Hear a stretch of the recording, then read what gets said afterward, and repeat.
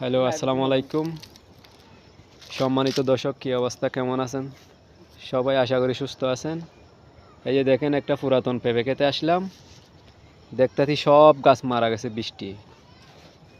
এই যে এখন কৃষক পেঁপে ক্ষেত বাদ দিয়া ওই যে এই লাউ চাষ করতেছে, লাউর তালি আর মাদা মাদা তৈরি করতেছে। এই যে আইলাম, এই যে দেখেন, এই যে কাজের লোক কাজ করতেছে। ভাই, আসসালামু আলাইকুম। কি অবস্থা, কেমন আছেন?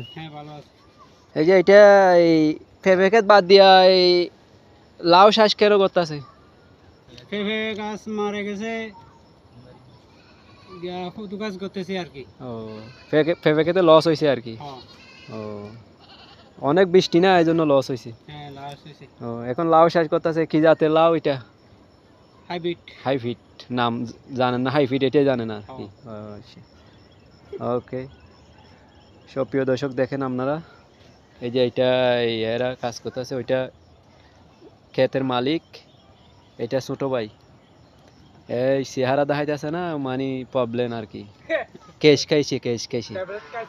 তারপরে এটা ওই পাশের লোক, এরা সবাই কাজ করতেছে। এই যে দেখেন, কৃষকের এবছর মাথায় হাত, সব গাছ মারা গেছে। দেখেন, পেঁপে ভর্তি গাছ লইয়া মারা গেছে আর কি। এখন পুরা জায়গাতে লাউ চাষ করবে, এ আবার রিস্ক নিবে আর কি। হইলো না হইলে লস। সবাই আপনারা দোয়া করবেন যেন কি সফল হয়। সালাম আলাইকুম।